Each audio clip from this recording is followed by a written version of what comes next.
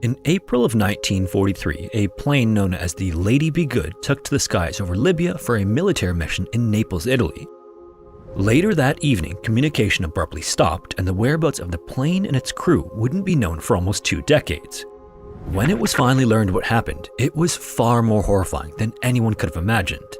This is the disturbing disappearance of the Lady Be Good, and as always, viewer discretion is advised.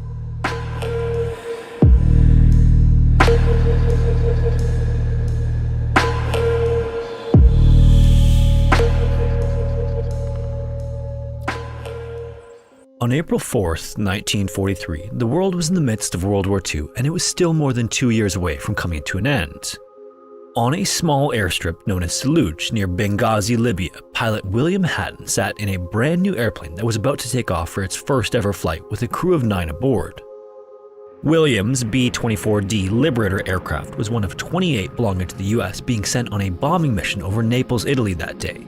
His plane was assigned to the second of a 2-wave attack, so Williams would be one of the last planes to take off from Saluj that day, and the instructions for the mission were simple. Take off, fall into formation with the planes ahead of them, and bomb strategic targets in the Italian harbor to cut off supplies and reinforcements from coming into Naples. It's less often discussed when the topic of World War II comes up, but North Africa was a critical theater for both Allied and Axis forces. Fighting in the region began in June of 1940 and continued until 1943, with almost 400,000 combined casualties for both sides in the campaign. The area's geographic location made it strategically important for the Allies to control access into, out of, and over the Mediterranean Sea, and countries like Libya, Algeria, and Egypt were perfectly positioned for launching aerial campaigns to keep Axis powers from concentrating around the Mediterranean. In fact, had the Allies not won control of North Africa, the all-important invasion of Sicily in the summer of 1943 that led to the fall of the Italian dictator Benito Mussolini may have never occurred. Now, the US military's favorite tool for aerial attacks was the very plane William was piloting, which was a heavy bomber aircraft with an exceptionally long flight range and the ability to cruise at high speeds. The Liberator was such a beloved plane that it still holds the record as the most produced bomber in American military aircraft history. At least, the generals loved it. This is likely because of its ability to fly great distances on a single load of fuel while carrying a heavy bomb load. Airmen, on the other hand, much preferred the roomier B-17s because comparatively, the B-24 had lower ceilings and much less free space, but this is also part of what made it such an efficient aircraft. Compared to others, it also featured what is known as the Davis wing, which produced much less drag. After World War II, the use of this Davis wing came to an end, but it served its purpose in helping make the Liberator the US military's aircraft of choice during the war. As good as the B-24 was, however, the conditions on April 4th weren't cooperating enough to call the mission to Naples routine. Winds were strong, and despite sitting relatively close to the Libyan coast, Saluj was prone to sandstorms. This caused visibility to be greatly reduced by all the sand in the air, and after the first wave of B-24Ds took off, many of their pilots decided it was unsafe to continue on. As those planes turned around to head back to Saluj, Williams' plane, which was nicknamed the Lady Be Good, took to the skies for the first time and got onto its course toward Italy. As the plane headed in the direction of where William expected the formation to be, he heard pilot after pilot come on the radio to report that they were returning to Saluj because the conditions were so poor that they threatened the functionality of the aircrafts. This is because sandstorms present a type of danger to planes that regular storms don't. Because sand is coarse and rough, it can be abrasive and cause damage to everything from windscreens to engines. William, however, believed the Lady Be Good was holding up nicely despite conditions, so he and the crew pressed on alone. Then, just 30 minutes from reaching Naples, he didn't like how the engines were performing and he knew that the sand was to blame. Just like the 27 others who were part of the mission, William decided to turn the plane around and head back to Saluj. Almost as soon as the Lady Be Good was pointed to the south, its automatic direction finder stopped working. This failed piece of equipment is critical in the navigation of an airplane because it constantly displays the plane's heading. Ironically, it was a problem not caused by the sandstorm, but it was a major issue nonetheless. And located more than 700 miles or 1,100 kilometers to the southeast of Naples, Saluj would be nearly impossible to find if William had no idea what direction the plane was pointing. In better conditions, the crew would navigate by sight using landmarks on the ground, but there was no chance of that happening during a sandstorm in and around Libya.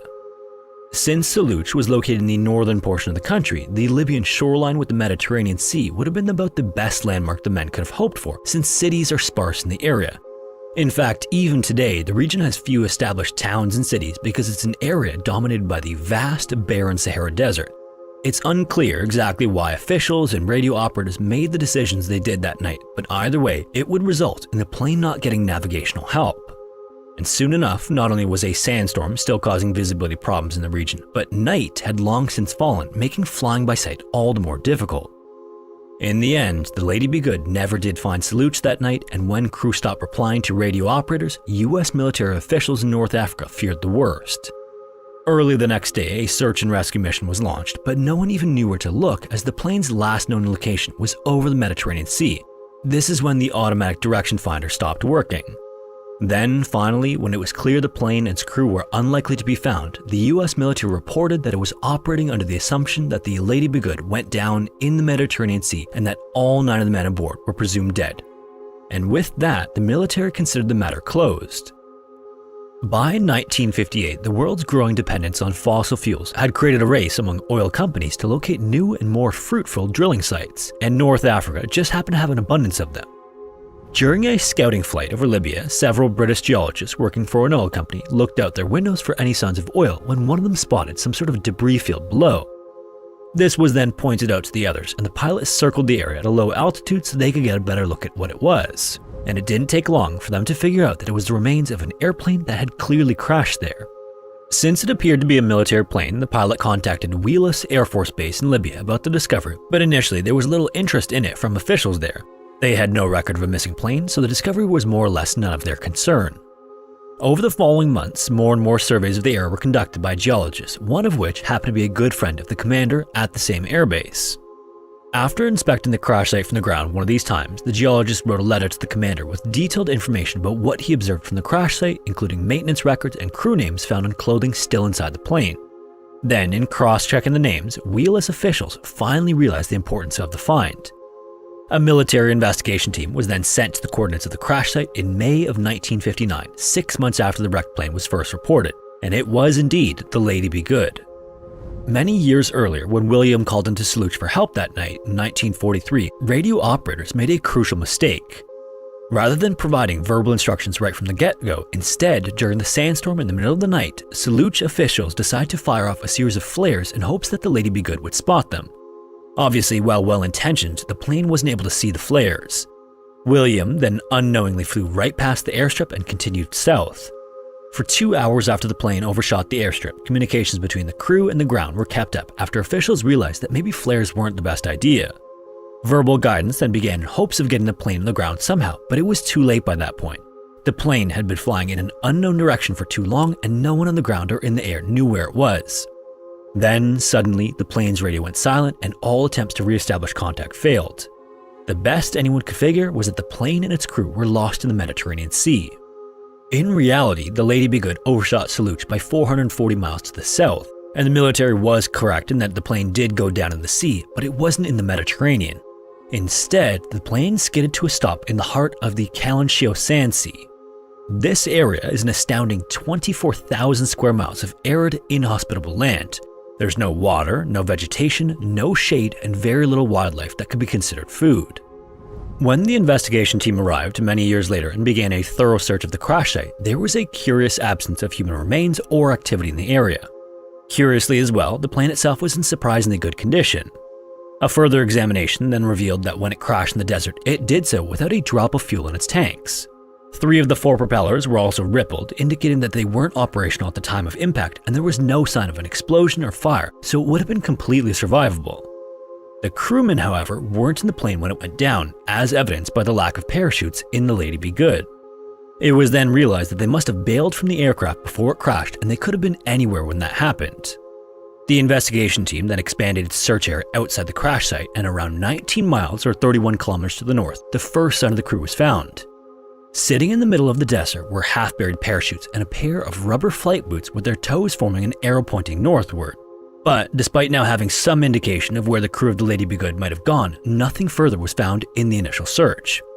For 3 months afterward, investigators continued to look for the remains of the men until desert sand started to cause their vehicles and other equipment to fail. So, just like in 1943, the US military closed the book on the Lady Be Good and assumed the bodies of the 9 men had been buried in the sand after 15 years of exposure to desert elements. Another 6 months passed after the search was called off when oil company employees made another shocking discovery during a scouting flight. Scattered in a small area were the remains of 5 human bodies all dressed in military uniforms. And shortly after that, it was discovered that the names in those uniforms matched those of the crewmen aboard the Lady Be Good on its maiden and final flight. Military personnel then returned to the Libyan desert to investigate the site and recover the fallen airmen. Among the items found with the 5 bodies were flashlights, flight jackets, and bits of parachute material, but the discovery that told a more complete story of what happened was the diary of 2nd Lieutenant and co-pilot Robert Toner. Between April 5th and April 9th, 1943, Robert made daily entries in the journal which told a harrowing story of the nearly impossible. What follows is what can be pieced together from those diary entries. After getting lost on the way back to Saluj, the Lady Be Good was running dangerously low on fuel, prompting the men to jump out of the plane shortly before it impacted the ground. They then touched down at around 2 a.m. and the crewmen started to gather, but only 8 of them met up. The men found that 2nd Lieutenant John Worovka was missing, but it was too dark to do anything about it. Once the sun came up on April 5th, the 8 crewmen looked around for John, but there was still no sign of him. And if they were going to survive, unfortunately, they'd have to start moving without him. The men then set off on foot to the northwest. Although Robert didn't explain why William chose the direction he did, it may have been that he knew he overshot Saluj, and he believed the airstrip was much closer than it actually was. Either way, all the men had as they set off on April 5th were the clothes on their backs, a few food rations, and one single canteen that was only about halfway full. That was literally all the water they had. Thankfully, their first day in the desert was surprisingly mild and even came with a breeze, but once the sun went down that night, the ordeal of the Lady Be Good crew was just getting started. No one could sleep that night due to near freezing temperatures after the sun went down, which might seem counterintuitive considering the setting. But in fact, deserts are actually known for getting quite cold at night. Sand isn't a great insulator, so it doesn't retain heat very well. Deserts are also very dry, and since there is virtually no moisture in the air, sand cools at night just as fast as it heats up during the day. To combat these frigid temperatures, the men decided instead to keep moving at night and rest during the worst parts of the day, which would reach temperatures of 130 degrees Fahrenheit or 54 Celsius. So at 11:30 the following morning, the 8 crewmen stopped to rest and didn't get moving again until 5 o'clock that afternoon. During that time, they became fully aware of just how much danger they were in. The breeze they had was long gone and the sun was relentless. As Robert describes it in his journal, they were essentially in hell. As the sun set, the men spent that night walking in intervals of 15 minutes, then resting for 5 minutes over and over well until the sun came up on April 7th. By then, the lack of food, water, and sleep was taking a significant toll on them, and none of them could go very far without having to stop and rest. They began praying more often than walking, and it was around this time that they realized they likely weren't going to make it out of the desert alive. Despite the realization though, the men continued on. The next day, they came upon a field of high sand dunes they'd have to climb to keep going. The wind had also returned, which was a welcome change in terms of temperature, but it was also strong enough to kick up sand, causing all of the men to suffer from eye issues.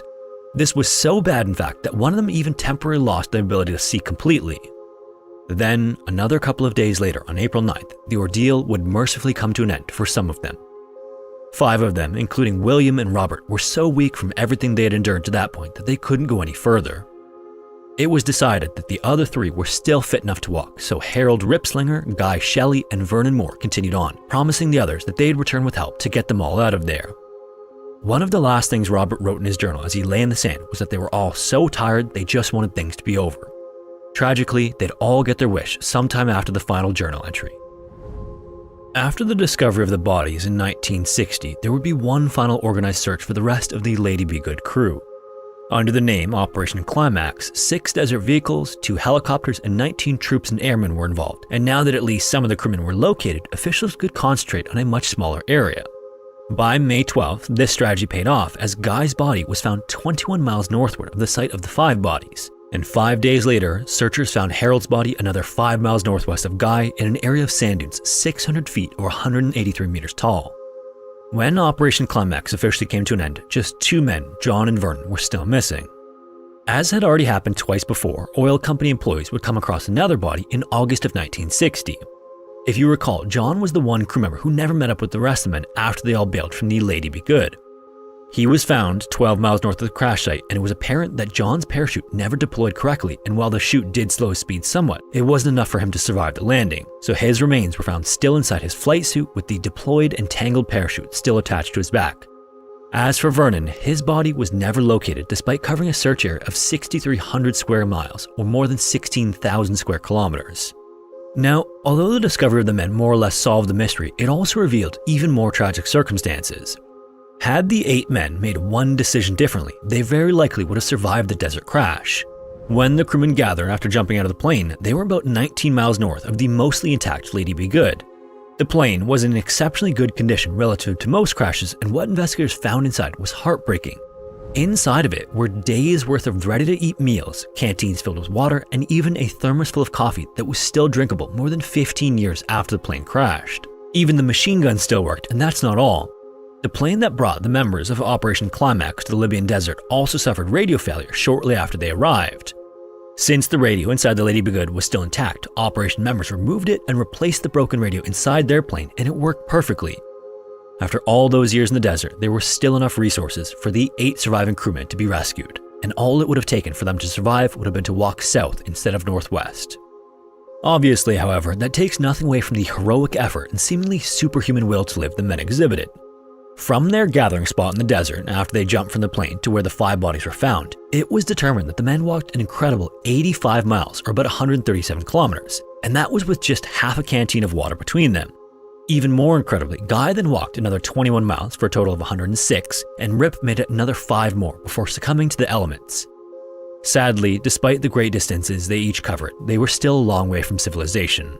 And while they didn't know it at the time, the only search that was conducted while the men were still alive was over the Mediterranean Sea. Robert even noted in his diary that the men didn't see one single plane overhead that they could signal to. This lack of search activity must have underscored their need to save themselves, and obviously they managed an effort worthy of admiration. In fact, after learning about what the men accomplished, desert experts were completely stunned. In their estimation, the 8 men had enough supplies to sustain just 2 of them for a total of 25 to 30 miles. This was a feat that redefined what desert survivalists believed was possible. In any case, with the mystery of the Lady Be Good's disappearance completely solved and put to rest, one final investigation was done to determine the cause so that the military could learn from its mistakes and oversights. In the end, it was determined that a mix of poor visibility, navigational errors, and strong winds that carried the plane further south than believed were to blame for the incident. If you made it this far, thanks so much for watching. If you have a story suggestion, feel free to submit it to the form found in the description, and hopefully I will see you in the next one.